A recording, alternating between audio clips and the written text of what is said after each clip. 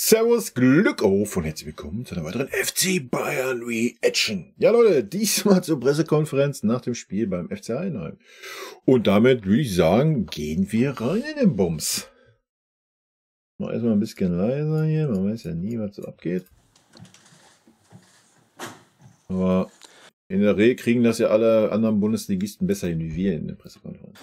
Dann hallo zusammen, herzlich willkommen zur Pressekonferenz nach unserem Heimspiel hier gegen den FC Bayern München. Begrüßt dazu ganz herzlich an meiner Seite die beiden Cheftrainer vom FC Bayern München, Thomas Tuchel, genauso wie unseren Cheftrainer Frank Schmidt. Und Herrn Tuchel als Gästecoach gebührt wie immer das erste Wort zum Spiel. Ihr Fazit bitte. Danke, Glückwunsch zum Sieg. Wir haben, glaube ich, in der ersten Viertelstunde der zweiten Halbzeit alles aus der Hand gegeben, was wir uns vorher aufgebaut haben. Ja, woher kommt das nur?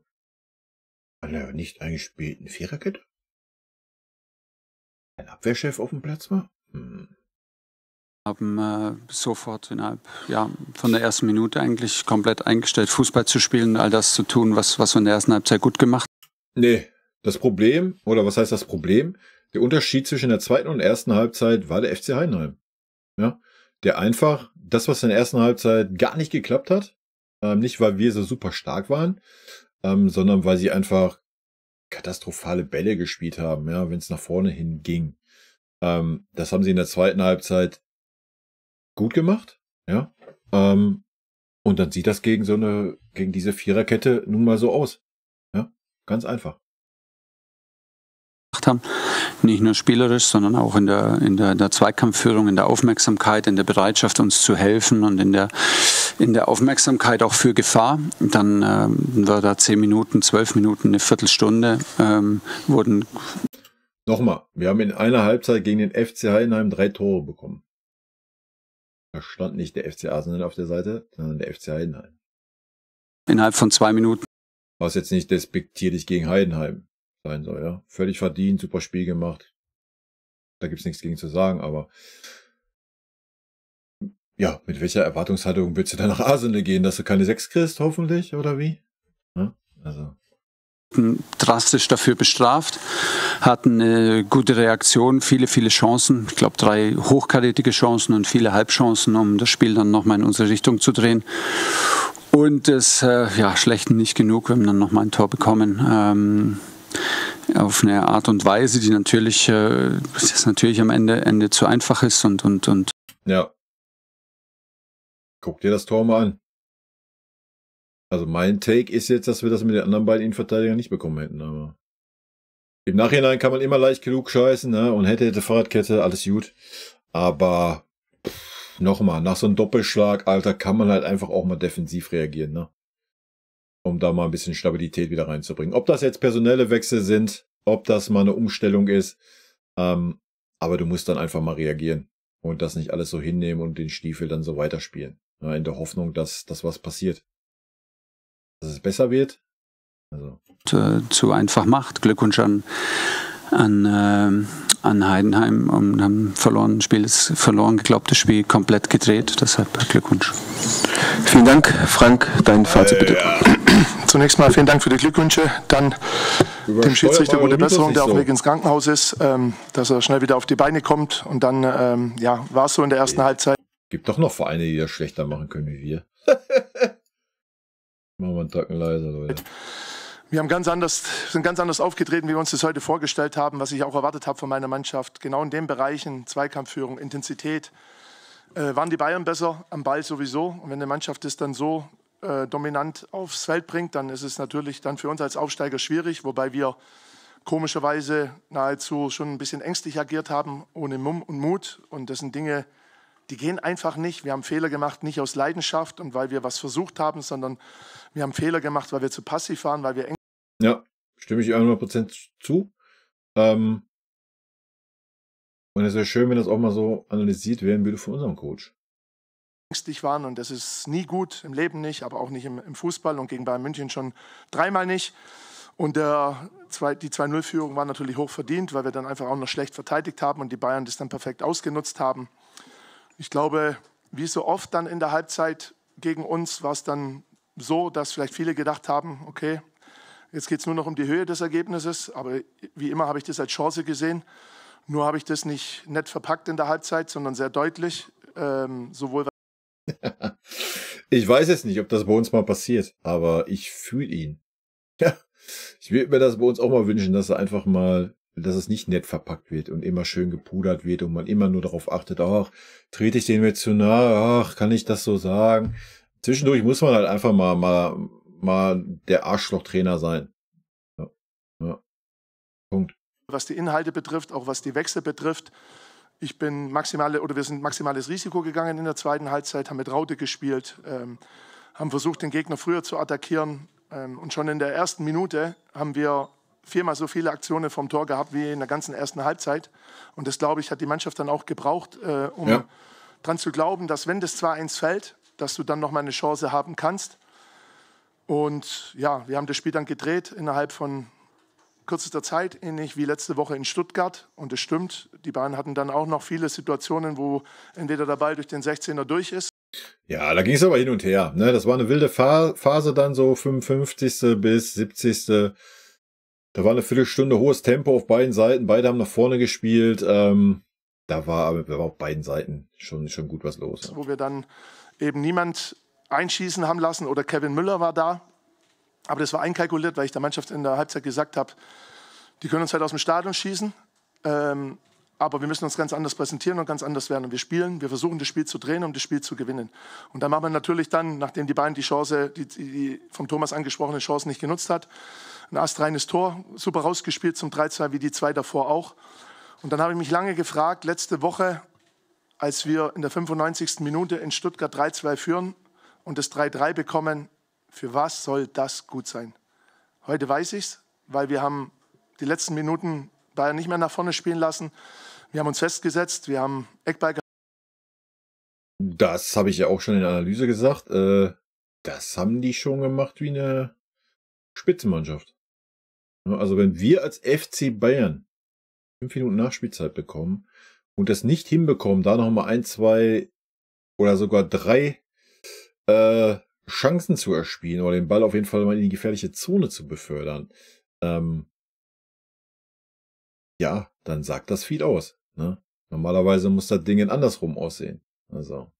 Wir haben Einwürfe gehabt und haben gelernt aus letzter Woche und deswegen am Ende das Spiel gewonnen. Am meisten freut mich, dass wir jetzt 33 Punkte haben und eben 3 Punkte mehr wie vor dem Spiel. Den Bayern, insbesondere für die nächsten Spiele, Thomas, und ganz besonders am Dienstag, viel Erfolg. Danke, Frank. Gibt es Fragen an die beiden? Ja, der wird nicht kommen, Alter. Der wird nicht kommen, ey. Wenn doch, dann, ja, ich habe da nichts gegen, Leute. Ist kein Problem, wenn man sich dann jetzt nach dem Arsenal-Spiel hinsetzt und sagt, ja, hast du ja Fahrzeug nicht recht gehabt und so. Ja, super gerne, Leute, aber ich sehe da gerade echt, also nach den, sage ich ja, katastrophalen, leidenschaftslosen Spiel gegen Dortmund und jetzt zweite Halbzeit das Ding, ne, also. Den Trainer Florian Aber darum Eisele geht's für die jetzt Augsburger Allgemeine. Reden wir am Montag im Stream, 18:30, Leute. Hier live auf YouTube oder live auf Twitch. Schaut gerne rein. Dann versuchen wir mal das Dortmund-Spiel, das Heidenheim-Spiel aufzuarbeiten und einen Blick auf Arsenal zu werfen. Bin gespannt, wer von euch da noch irgendwie Licht am Ende des Tunnels sieht. Einmal aufs Mikrofon bitte warten. Danke. Oh, die haben auch nur ein Mikro. Ist ja wie ein Heimspiel. Vielleicht Frage an beide Trainer, wie sie sich diesen völligen Wechsel des Spielverlaufs erklären können, sowohl an Herrn Tuchel als auch an Herrn Schmidt. Und an Herrn Schmidt noch die Frage, Sie haben es gesagt, Sie haben es nicht nett verpackt. Können Sie die U18-Bereiche hier zitieren oder wollen Sie das nicht machen? Wie will das nicht machen?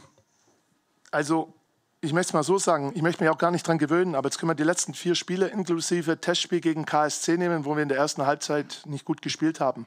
So langsam wird es zum Programm, wenn man es negativ sieht, das müssen wir ändern. Man kann es aber auch positiv sehen, dass wir immer irgendwie dann die richtigen Entscheidungen treffen, zusammen mit der Mannschaft, um dann in der zweiten Halbzeit ein anderes Gesicht zu zeigen. Und das möchte ich natürlich ändern, weil das kann nicht unser Anspruch sein, so passiv, so ein Stück weit mutlos zu spielen, auch nicht gegen Bayern München, gerade zu Hause. Aber wir haben so oft erlebt, gerade hier in der Voith Arena, da gibt es so viele Beispiele in den letzten Jahren, wo Spiele ähnlich gelaufen sind wie heute. Und deswegen haben wir gewusst, wenn wir das 2-1 machen, dann ist für uns wieder alles möglich. Und ja, das andere ist Kabine. Nochmal, das konnte heute nicht, da konnte ich nicht sagen, ja Jungs, Das Bayern München, es kann passieren, dass man 2-0 zurückliegt. Mir ging es um die Art und Weise, um die Körpersprache, um den Mut, den wir haben vermissen lassen. Und das muss man deutlich ansprechen. Super sympathischer Trainer, muss ich hier gerade mal sagen.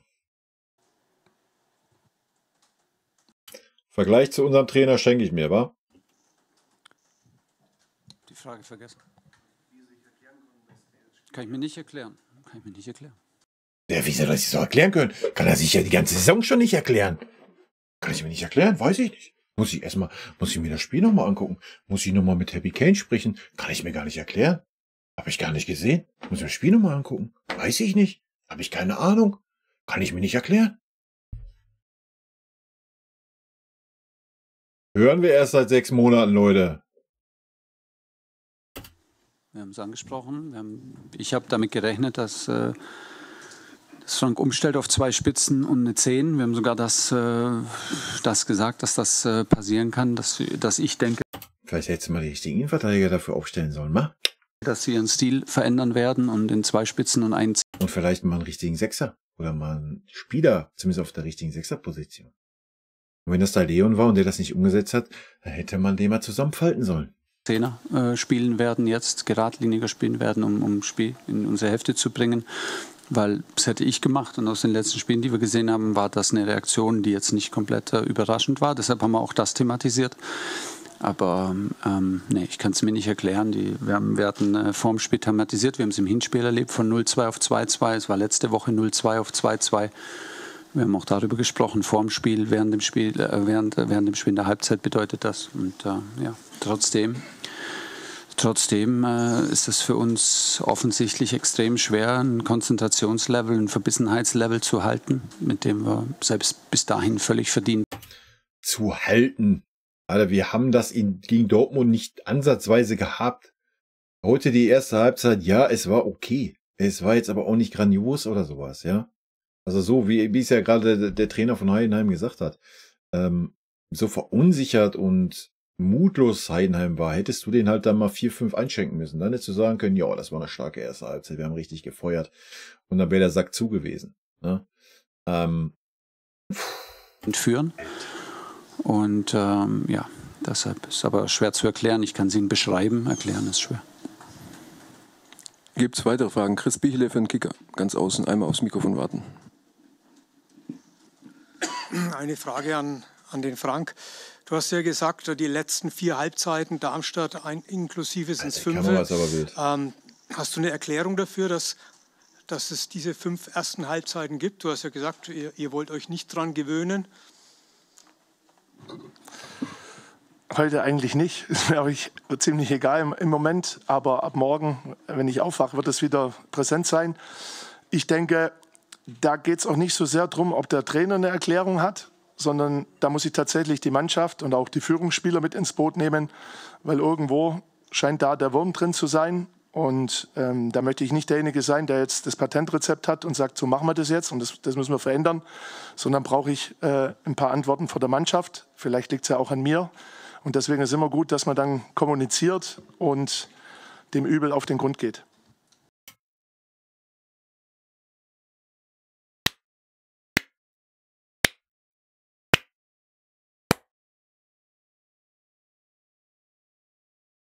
Ohne Worte. Ja. Habt ihr die Antwort gehört? Auf dieselbe Frage im Umkehrschluss? Habt ihr das gehört? Muss ich vielleicht mal die Führungsspieler mit ins Boot nehmen? Vielleicht liegt es auch an mir. Andere Seite? Ich habe keine Ahnung. Ich kann mir das nicht erklären. Ich habe keine Ahnung. Seit 6 Monaten. Vielleicht sollten wir einfach ihn verpflichten. Ich möchte es trotzdem noch mal sagen, das Spiel geht 90 Minuten und das haben wir eben auch bewiesen. Das ist die andere Seite und das ist für mich viel, viel wichtiger als Aufsteiger in der Bundesliga. Letzte Woche 2-0 zurück, heute wieder 2-0 zurück und du holst dann noch 4 Punkte gegen Stuttgart und München. Das kommt ja auch nicht irgendwie durch ein Rezept, das man bekommt und dann löst man das ein, sondern das ist unfassbarer Teamgeist und wo jeder dann auch bereit ist, sich komplett in Dienst der Mannschaft zu stellen. Das gehört eben dann zur ganzen Wahrheit auch dazu. Thomas Jenscher in der Mitte, Heidenheimer Zeitung, bitte. Frage an Frank Schmidt, ich wollte es jetzt gerade sagen, die ersten Halbzeiten waren nicht so toll, die Analyse stimmte, umso grandioser war die zweite. Ich meine, das kleine Heidenheim schlägt Bayern München, darf auch mal ein bisschen Euphorie jetzt sein? Also, ich denke, bei 33 Punkten jetzt gegen den FC Bayern gewonnen, da kann man auch mal ein bisschen Euphorie kommen lassen, oder? Da ist man doch schon super safe, eigentlich, wenn man einen Blick auf die Tabelle wirft, oder? Euphorie haben wir schon seit dem Aufstieg, finde ich, um den Verein. Bei uns ist es so, dass wir von Anfang an eben dieses große Ziel sehen. Wir haben es heute auch nicht erreicht, auch wenn wir was Unglaubliches geleistet haben. Natürlich für den Heidenheimer Fußball Geschichte geschrieben haben, das darf man, glaube ich, so sagen. Das ist natürlich was Besonderes. Und deswegen, klar, jetzt darf die Mannschaft das heute auch feiern. Auch wir werden heute mal das Revue passieren lassen und genießen in diesem Moment. Aber insbesondere, und das meine ich wirklich so, wie ich sage, man sieht ja, wie die anderen Spiele ausgegangen sind. Da ist schon wichtig, dass wir heute auch dann auch gepunktet haben und unseren Abstand halten konnten, weil die Saison geht noch. Es gibt noch viele Punkte zu vergeben, auch wenn es immer das Gleiche ist, was man an der Stelle als Trainer sagt. Aber ich habe von Anfang an nur ein Ziel gehabt, mit dem 1. FC Heidenheim nach dem grandiosen Aufstieg die Klasse zu halten. Und da sind wir wieder einen Schritt näher gekommen und sind auf dem besten Weg dazu. Einmal der Kollege ganz außen, Name und Medium bitte. Thomas Niklaus vom SED. Herr Tuchel, was hat Sie denn eigentlich so aufgeregt, dass Sie sich die 4. gelbe Karte und die Sperre gegen Köln eingehandelt haben? Vielen, war ein klarer Einwurf für uns. Und ich war heute, glaube ich, nur einmal an der Seitenlinie zum Reklamieren. Ein einziges Mal hat gereicht für eine gelbe Karte. Gut. Doch noch eine Nachfrage vom Kicker. Nochmal Chris Bichele, bitteschön. Nochmal an Frank. Euer Bilanz gegen Champions-League-Vereine, die ist ja wirklich aller Ehren wert. Das ist was du dazu sagst. Liegt euch die Spielweise da besser, dass die wirklich immer nach vorne gehen? Und hängt noch nur einfach ein Statement. Dingchi, ihr habt euch bemüht. Unter der Woche hat er seine Entscheidung für Freiburg bekannt gegeben. Einfach, was du dazu sagst. Ja, zunächst, wenn man dann so viele Punkte gegen Mannschaft von oben geholt hat, dann hat man es vielleicht irgendwo gegen die auf Augenhöhe nicht so gut gemacht. Gibt es auch wieder zwei Seiten. Ich habe der Mannschaft vor der Saison gesagt, wenn wir da insgesamt zu große Augen machen, wenn wir sagen, dass was nicht geht, dann wird es auch nicht gehen. Und das war unser Anspruch und das hat man auch von der Mannschaft gehört in vielen Zitaten und Interviews, dass jeder gesagt hat, wir werden versuchen, gegen alle Mannschaften zu punkten. Und am Ende haben wir jetzt 33 Punkte. Und wie letzte Woche auch, als die Frage kam, wir haben auch gegen viele andere Mannschaften gepunktet. Am Ende musst du die Punktzahl haben, um die Klasse zu halten als Aufsteiger, als erstmaliger Aufsteiger, der als klarer Außenseiter in dieser Saison gegangen ist. Zumindest wenn man vielen Experten Glauben schenken darf. Und deswegen freut es mich jetzt einfach, dass wir heute 3 Punkte geholt haben, aber insbesondere aufgrund der Tabelle. Und Eren Dingchi, das haben wir, denke ich, schon bei der PK vor 2 Tagen gesagt, er war ausgeliehen. Wir hatten keine Möglichkeit drauf. Es ist eine Win-Win-Situation für alle Beteiligten. Eren hat sich hier toll entwickelt. Es hat seinen Teil dazu beigetragen, dass wir so gut stehen. Werder Bremen hat einen Spieler zurückbekommen, für den sie Transfererlöse keine unerheblichen erzielen. Und SC Freiburg bekommt einen sehr guten Spieler von uns und von Werder Bremen. Von daher nur Gewinner. Bayern München muss weiter. Vielen Dank. Und wir haben noch mal eine Nachfrage an Frank Schmidt, Florian Eisele. Bitte. Hat sie erledigt? Alles klar. Vielen Dank. Hat sie erledigt. Vielen Dank. Super sympathischer, ehrlicher, direkter Trainer, würde ich sagen. Ja? Und da hat man mal gesehen, mit welcher Souveränität man gewisse Fragen beantworten kann und nicht einfach sich dahin hocken kann und sagen, ich habe keine Ahnung. Weiß ich nicht. Keine Ahnung. Ja, aber gut, was sollen wir auch jetzt noch anderes erwarten von diesem Coach? Da muss man ihn auch ein bisschen im Schutz nehmen. Was soll er sich da jetzt noch groß reinhängen? Na? Gut, Leute. Rot-weiße Grüße gehen raus. Habt einen guten Start in die neue Woche. Wir sehen uns, wer Bock hat, Montag 18:30 Uhr hier auf YouTube oder auf Twitch live im Stream. Und wie schon gesagt, dann sprechen wir mal die letzten beiden Spiele durch und werfen mal einen kleinen Blick auf Arsenal. Das wird wild. Tschüssi. Vielen lieben Dank, dass ihr euch das Video bis zum Ende angeschaut habt. Vielen lieben Dank für euren Support. Wie immer, lasst gerne einen Daumen da. Ich freue mich auch über jeden Kommentar, der geschrieben wird. Und in diesem Sinne, Nochmal rot-weiße Grüße gehen raus. Und jetzt nette O-Töne von unseren vergangenen Trainern. Ein dicker Kuss von der Trainer von der Meister. Was das Allerwichtigste ist, weil wir wissen, dass er ein guter Kerl ist. Wir sind schockverliebt in meine Mannschaft. Also ich fand, das hat Spaß gemacht zu coachen. Ein Trainer ist ein Idiot. Ein Trainer sehe, was passiert im Platz. Dahin bist du eher Trainer und wenn du viele Spiele hast, bist du mehr Coach als Trainer und ich bin schon lieber Trainer als Coach. Geiler Satz. Magic.